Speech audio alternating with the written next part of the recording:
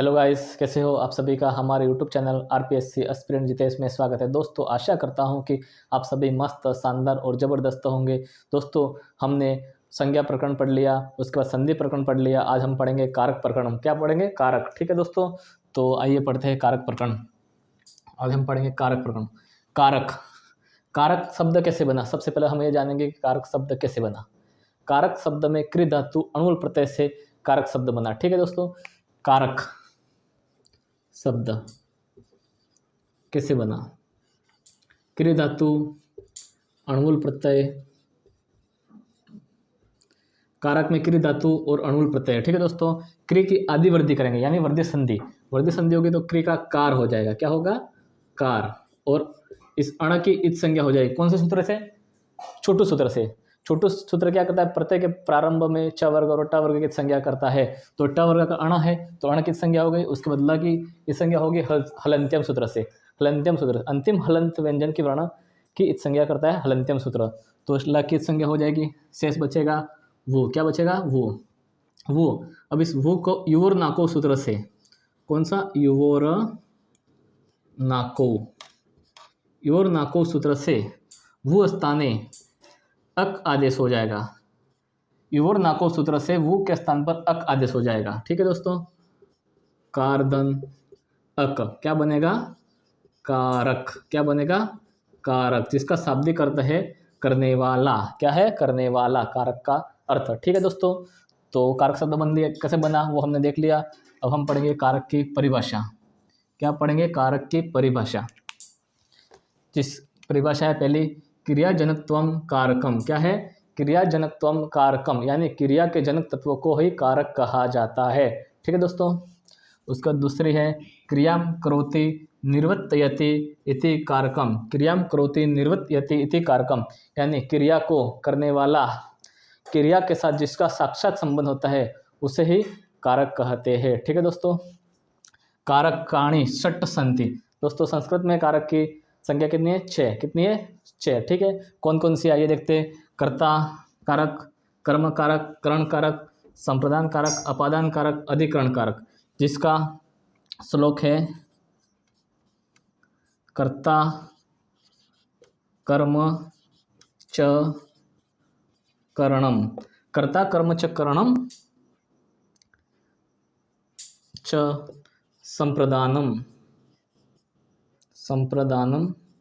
कर्ता कर्म करण तथैव च अपादानाधिकरण मिथ्याहु। अपादानाधिकरण मिथ्याहु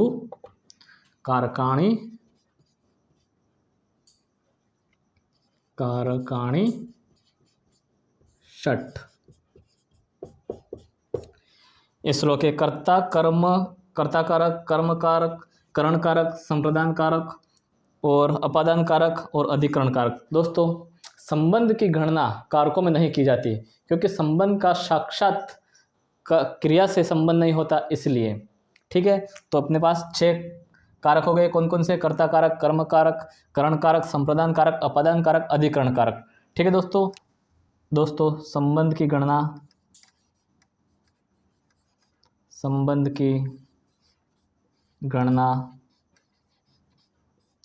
कारकों में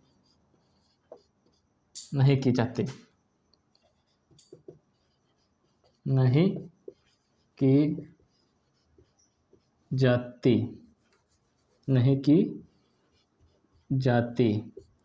क्योंकि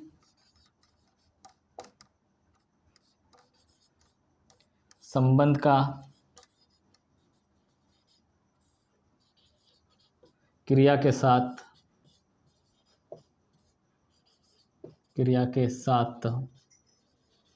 साक्षात संबंध नहीं होता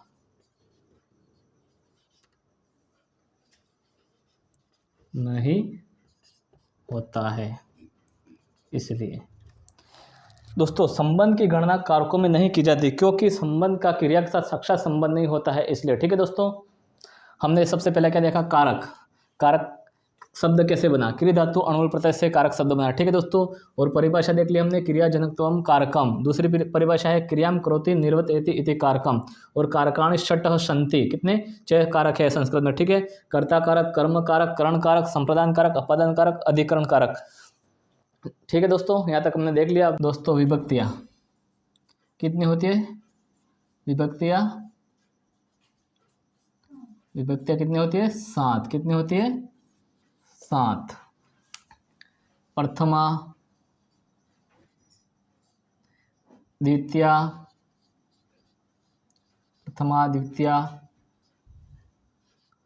तृतीया, चतुर्थी, पंचमी, षष्ठी और सप्तमी। और विभक्तियों के कितने भेद है, 2। कितने विभक्तियों के कितने भेद है, 2। कौन कौन से, पहला है कारक विभक्ति,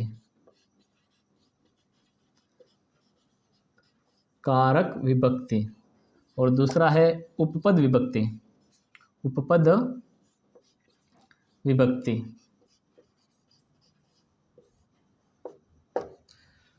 विभक्तियाँ 7 होती है दोस्तों।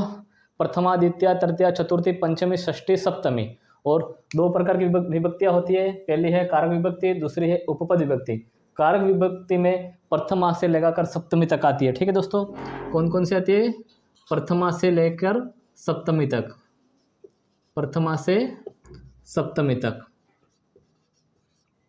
सप्तमी तक। कारक विभक्ति में प्रथमा से सप्तमी तक विभक्ति आती है। और उपपद विभक्ति में अव्यय शब्द के योग में होने वाली विभक्तियों को उपपद विभक्ति कहा जाता है। कौन सी होती है, अव्यय शब्दों के योग में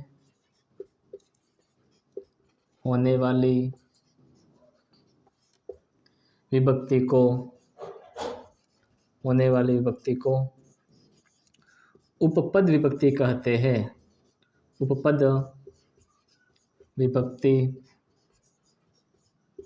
कहते हैं, ठीक है दोस्तों। कारक विभक्ति होती है प्रथमा से लेकर सप्तमी तक, और उपपद विभक्तियाँ होती है अव्यय शब्दों के योग में होने वाली विभक्ति को उपपद विभक्ति कहते हैं। जैसे मैं मित्र के साथ रहता हूँ, क्या मैं मित्र के साथ रहता हूँ, मैं अहम मित्रेण सह वसति, यानी मित्रे, सह क्या है, अव्यय है, सह के योग में मित्र शब्द में तृतीय विभक्ति होती है, वही उपपद विभक्ति है। जैसे आपके सामने, जैसे मैं मित्र के साथ रहता हूँ, मैं मित्र के साथ रहता हूँ, इसको संस्कृत में ट्रांसलेट करते हैं अपन, अहम मित्रेण सह वसति, मैं मित्र के साथ रहता हूँ। तो इस सह क्या है, अव्यय है, क्या है, अव्यय। तो सह के योग में अपने को मित्र शब्द में कौन सी विभक्ति हुई, तृतीय विभक्ति। जो मित्र शब्द में तृतीय विभक्ति हुई है वही उपपद विभक्ति है, ठीक है दोस्तों। स्पष्टीकरण, ठीक है दोस्तों। यहाँ सह के योग में, सह अव्यय के योग में मित्र शब्द में तृतीय विभक्ति हुई।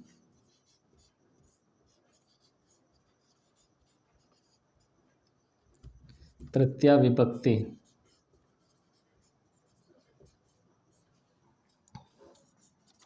हुई, वह उपपद विभक्ति कहलाती है, उपपद विभक्ति कहलाती है, ठीक है दोस्तों आपने ये तो समझ लिया होगा कि कारक विभक्ति और उपपद विभक्ति में क्या डिफरेंट है। ठीक है, कारक विभक्ति में प्रथमा से लेकर सप्तमी तक जो विभक्ति आती है वो कारक विभक्ति में आती है, और दूसरा है उपपद विभक्ति।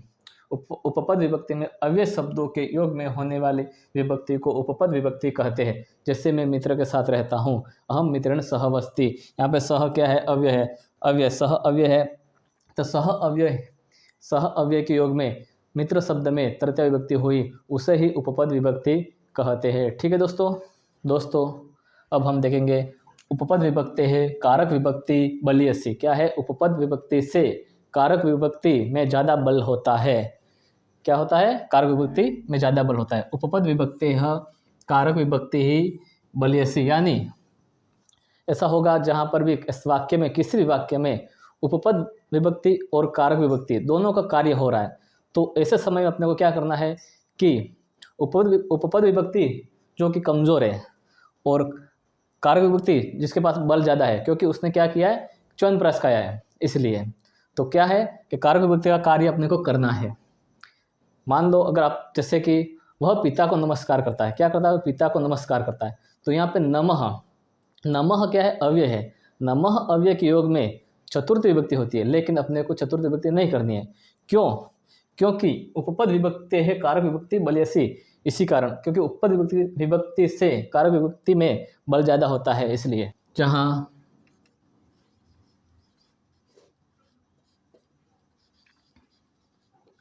कारक विभक्ति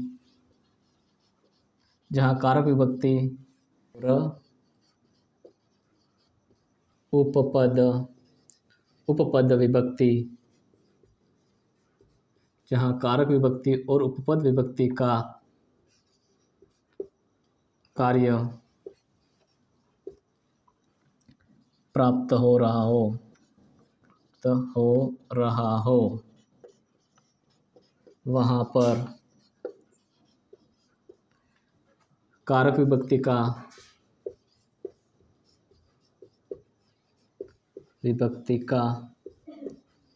का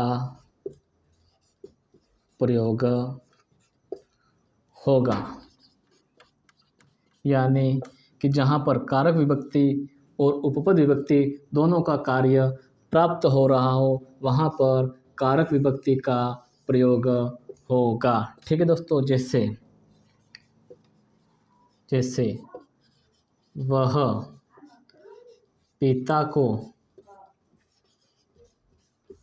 नमस्कार करता है। वह पिता को नमस्कार करता है। सह पितरम नमस्कृति। सह पितरम नमस्कृति। इस वाक्य में नमः के योग में पिता शब्द में चतुर्थी विभक्ति चतुर्थी उपपद विभक्ति प्राप्त हो रही थी, लेकिन नमस्कार क्रियापद का मतलब धातुरूप क्रियापद होने के कारण पिता शब्द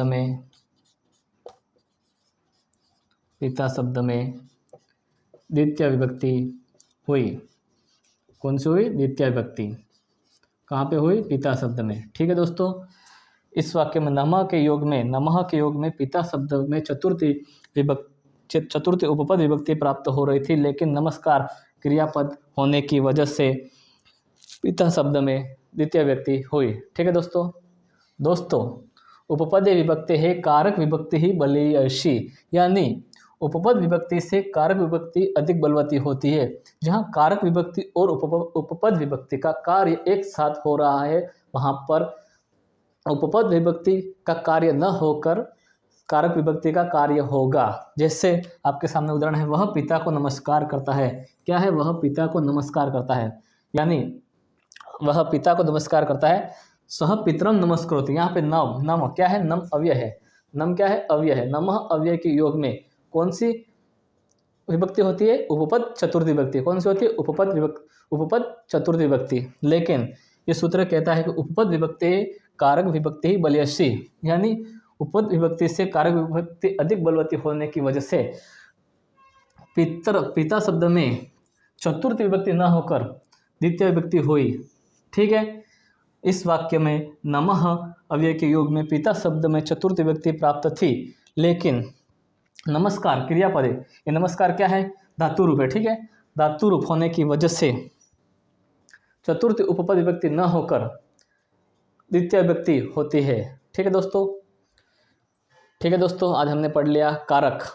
कारक में हमने कारक शब्द कैसे बना वो देख लिया, कारक की परिभाषा देख लिया, उसके बाद हमने विभक्तियाँ देख ली, उसके बाद हमने ये उपपद विभक्ति कारक विभक्ति बलयसी, यानी उपपद विभक्ति से कारक विभक्ति बलवती होती है, यहाँ तक देख लिया। और आगे कल हम दूसरी क्लास में पढ़ेंगे। अगर क्लास अच्छी लगी हो तो लाइक, शेयर, कमेंट और चैनल को सब्सक्राइब ज़रूर करें। धन्यवाद।